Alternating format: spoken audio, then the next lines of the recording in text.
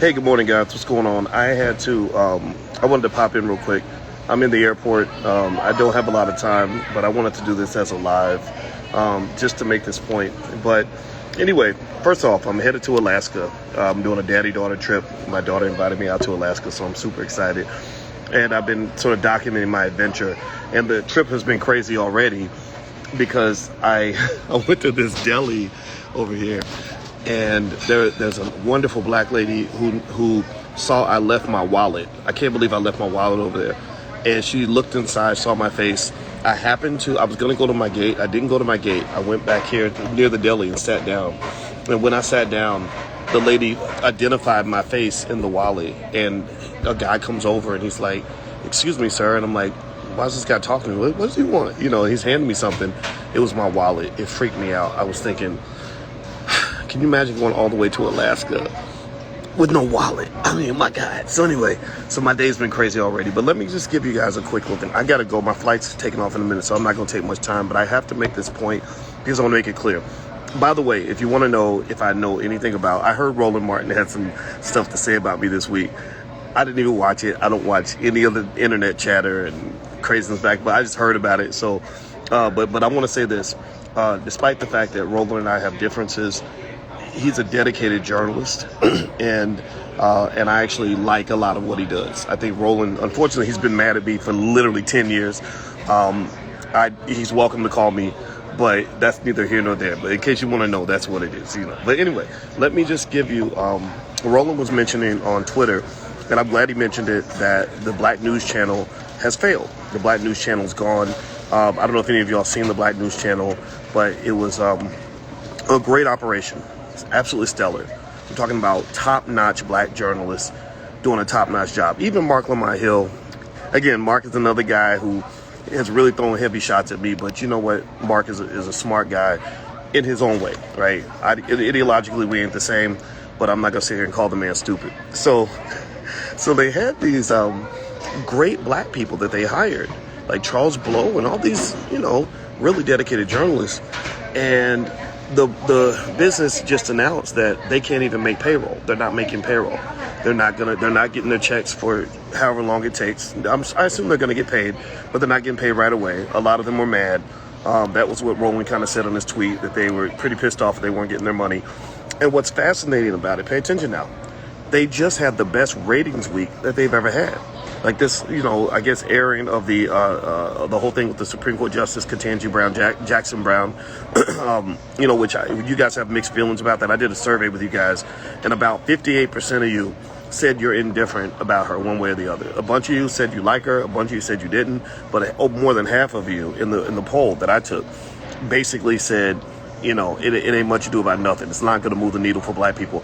And I tend to agree to some extent. I mean, I think the symbolism of having a black woman on the Supreme Court is very important. But remember this, you've never, ever, ever in a 200-something year history of the Supreme Court ever had a Supreme Court justice who was married to a black person. You've never had that. There's a reason for that. Clarence Thomas married a white woman. Ketanji Jackson Brown married a white man. Even Thurgood Marshall married a Filipino woman. So again, this does not criticize them. This is not an attack on interracial marriage. This is more of a defense of black marriage, a defense of black family. The reason black people struggle is because your families were destroyed. That's the number one factor, the leading factor in why your wealth has dropped, why you got this chaos in the communities, why you got so many people out here struggling. It's the loss of the black family. So just understand that. The deinstitutionalization of the black community has been something that's been going on since slavery. But here's my point. Okay, so let me give you 3 quick thoughts I had in terms of why the Black News Channel didn't survive and why I would have predicted. If you'd asked me a month ago, do you think it's going to make it? I'd be very surprised if it did. And let me tell you why. Number one, they really went big.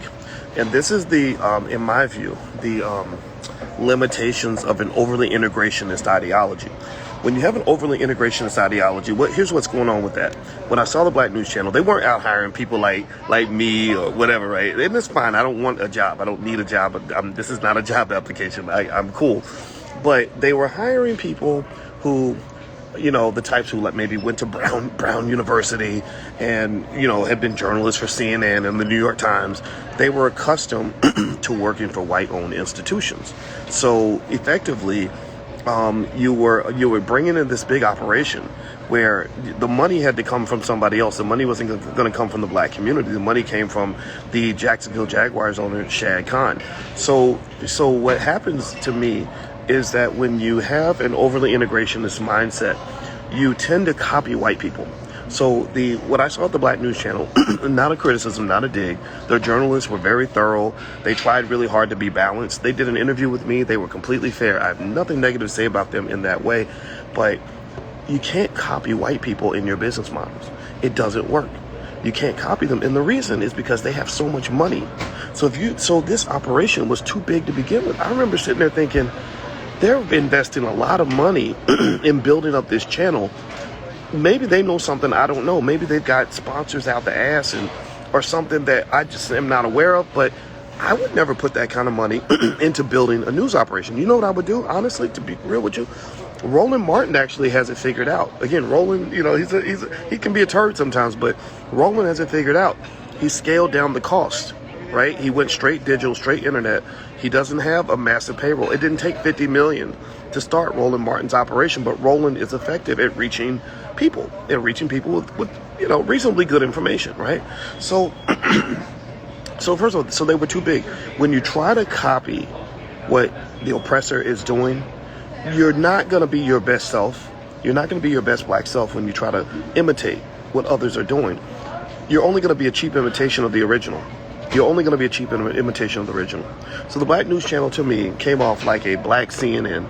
CNN is expensive. You're talking about dumping billions, hundreds of millions of dollars into something that should only cost maybe a tenth of that. Number two, the money did not come from black people. The money came from an outsider, Shad Khan. Shad Khan owns the Jacksonville Jaguars.